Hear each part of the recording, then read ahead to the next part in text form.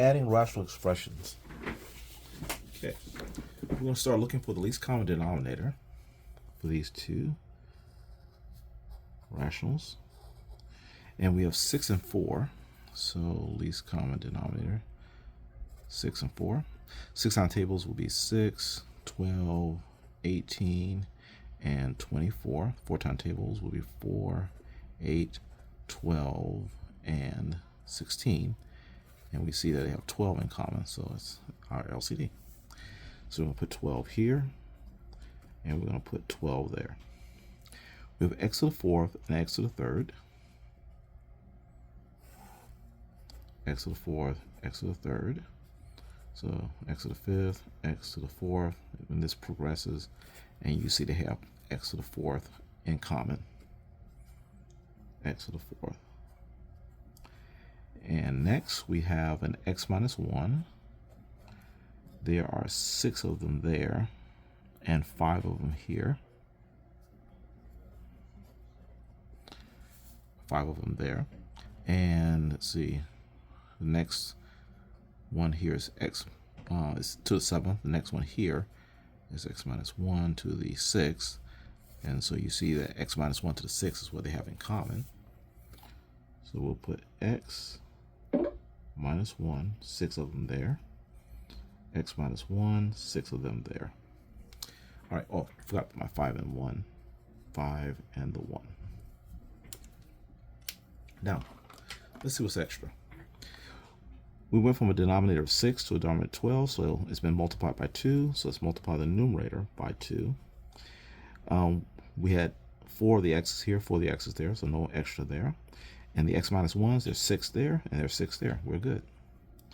Now, here we had a 4, and there's a 12, so it's been multiplied by 3. So let's multiply the top by 3. And here we had 3 of the x's. Now we have 4 x's, so it's an extra, 1 extra x there. So let's put 1 extra x there. And the x minus 1s, there's 5 there, but there's 6 there, so that's 1 extra x minus 1. So let's put 1 extra there. Okay, now let's see what we have. Okay, everything's over 12, x to the fourth, x minus 1, and 6 of those.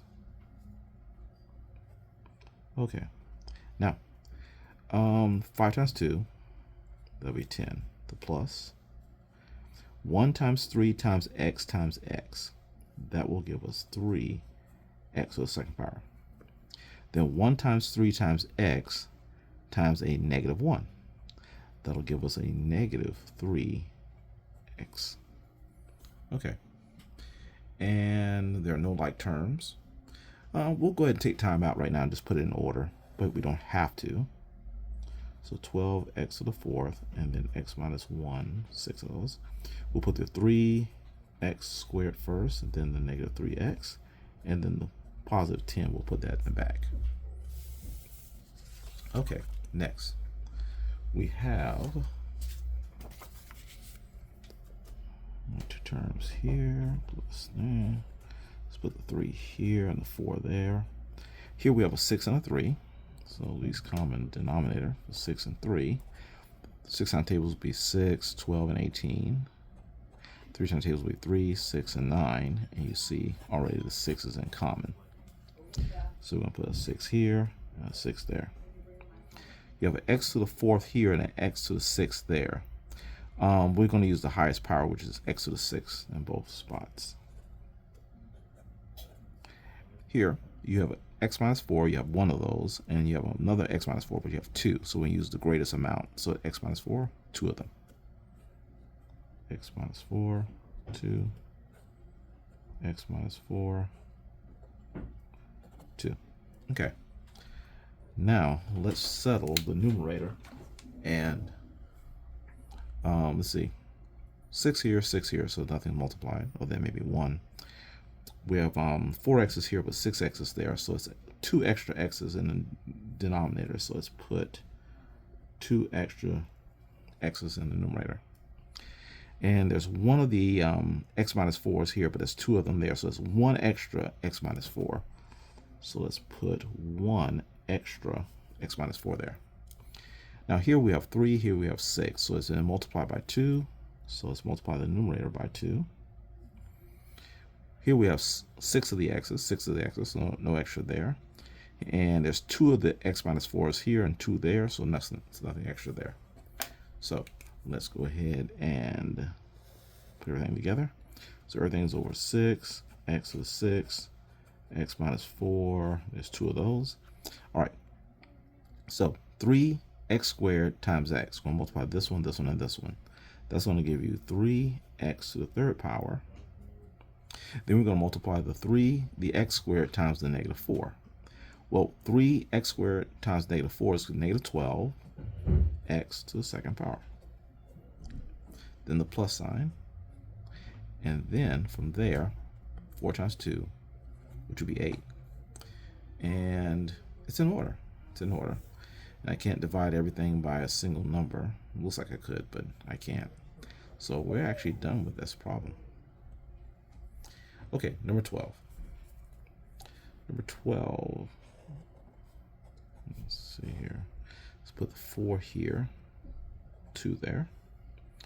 And we have a 12 and an 8. Well, let me write those out so you can kind of see where they have in common. Okay, 12 and an 8. Looking for the least common denominator. So it'll be 12, 24, 36, and 48. 8 will be 8, 16, and 16, 24, and 32. And there's the common right there, 24. So we'll put 24 here, 24 there. Here, x cubed and x to the... those are both x cubes. I don't think I meant to write both as x cubes, but that's going to be the common. And I have an x plus 1 here. I got 1 there, but I got 2 there, so we're going to use 2 of them there. X plus 1 to 2nd power. X plus 1 to 2nd power. Okay. Now let's fill in the numerators. We had a 12 here and a 24 there, so it's been multiplied by 2. So let's multiply the numerator by 2. I have an x cubed there, so no extra. I have 1 of the x plus 1's here, but I have 2 there, so there's an extra, 1 extra, x plus 1. So let's put 1 extra there. Okay, next, we have an 8 here and a 24 there, so it's been multiplied by 3 in the denominator, so let's multiply by 3 in the numerator. We have 2 of the x plus 1's here, and 2 of them there, so there's no extra. So we're done. All right, let's go. Our denominator will be 24 x cubed and then x plus 1 and to 2nd.